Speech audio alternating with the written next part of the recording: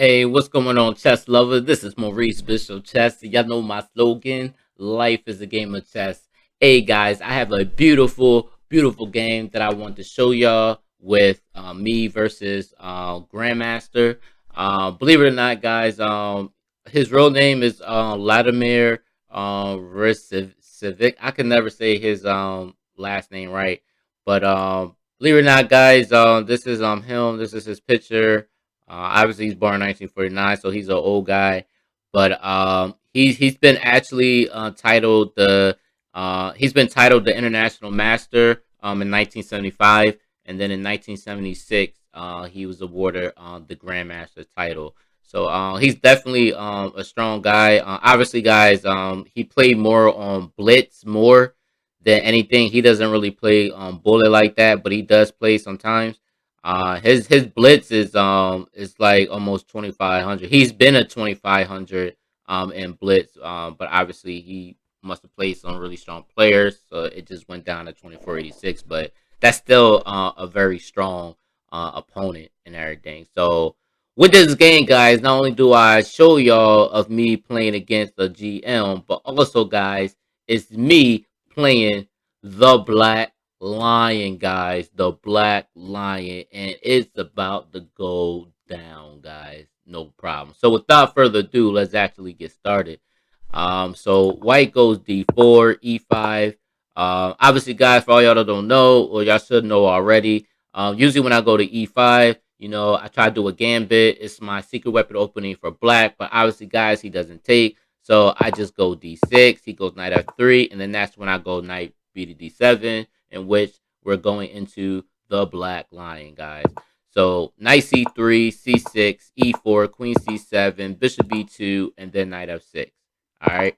So once he castle, I go a6, and y'all already know, guys, by me going to a6, I prevent the knight from getting to g5 or preventing the bishop from getting to g5. But not only do I prevent them from getting to the g5 square, but also, guys, I have the g7 pawn, in which I want to move that g5 to do a pawn storm to attack the king, because that's how we get down right now. All right. So white goes h3, I go bishop b7, rook e1, and then g5. And of course, guys, we already know the principle. If white goes h3, we immediately wants to go g5. And of course, guys, it doesn't matter if he doesn't go h3 anyway, because I'm going to still go g5 anyway, because that's how I like to play, guys. All right. So white goes bishop f1. This is more like a defensive move. Petrosian do moves like this as well. Not a problem. Knight f8, bishop b3, and then knight g6, guys.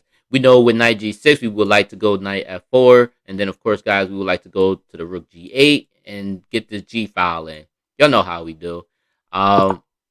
Black actually goes c5. Now, usually with c5, the whole purpose of this is to blast open our center and to make things a little bit complicated. But in this case, guys, it doesn't make anything complicated for me because I know exactly what to play in this, which is why I go d captures c5. Now, if he wants to go d captures e5, that's fine, because then I will just trade off and then queen captures e5, which is not really an issue. So in other words, guys, if d captures e5, I do have knight captures e5. If he takes, I have queen captures e5. I don't have to worry about bishop d4 because this pawn is on c5. I just pretty much got a free pawn. And this is looking definitely very great for black, because then I have to move g4 coming in. It's just looking awesome for black. Which is why after d captures c5, he decided to take back the pawn on c5. So again, I'm still great. I'm still having fun. This is too good for me. I go rook g8, guys, getting that g file in. That's what I want. And then knight h2. And knight h2 is that's a typical move that you're always going to see, guys. You're always going to see knight h2. Due to he already know that we want to go g4. That's the move we want to do. But we don't do that. We go knight f4, guys. That's where we go. We go knight f4. We're getting close to the king. We don't mind him taking the knight because we could take back with the g pawn, and of course we have the rook g open file, and that's what we want. White decides to go f3 to make sure that we don't push on this pushing the pawn to g4. That's like a defensive technique. But guys, we don't care about that. You know, where will we go? Matter of fact, I'm gonna ask y'all guys, where would where would black would like to go? I'm gonna ask y'all this question: what move would you play against the GM? What would you play? I'll give y'all 3 seconds to think about it, and then y'all can pause the video if y'all need to. But what move would you do if you was black?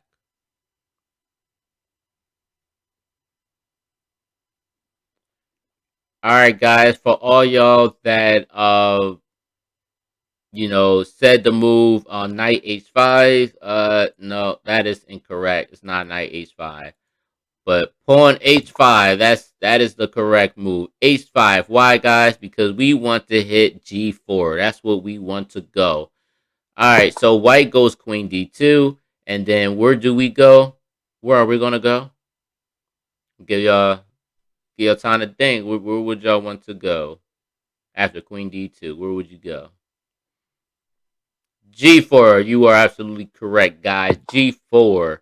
G4 is the correct move. H captures G4. H captures G4, and then he hit me with G3. Yes, guys, he hit me with G3, attacking my knight on F3. So where do I go? Well, guys, I go G captures F3. Why? Because the pawn cannot take, because the rook is pinning that pawn on G3. So what do white goes? White goes King F2. And then, guys, I do a move. I do a beautiful move, guys. Where you think I'm going to go? I'm gonna let y'all think. Because y'all probably already see this already. Yeah, here we go. I block everything down. Where do y'all think I go in this position? For all y'all that have not seen the notations, where you think my next move is? All right. So guys, the move that I played is knight f6 to h5. Yes, guys. I actually give up my knight on f4, guys. That's exactly what I've done. He goes G captures F4. I go Bishop H4 check. Remind you guys, the king really can't move anywhere except for he could take this pawn on F3, which is what he does. I go G captures F4. Again, guys, this is just like so dominating right now. This is just crazy. But the whole purpose, guys, is if he does something like uh I don't know, maybe Bishop F2 or whatever. I mean, if he does something like that, then I do have something like Bishop G3. The whole purpose, guys, if he does take, then I have G captures or F captures G3. In the other case, this knight is pretty much can't move anywhere right now. Um, yeah, the knight can't move anywhere. If he does decide to go, it doesn't matter. Even if he doesn't take, even if he comes here, I have G catches H4, in which I'm about to get a queen. Even if for instance, if the queen takes, that would be wrong to do because of Bishop G4 check. He loses his queen. If for some reason, let's say Bishop G2 stopping me from getting um the queen, I do have Queen G4 on check.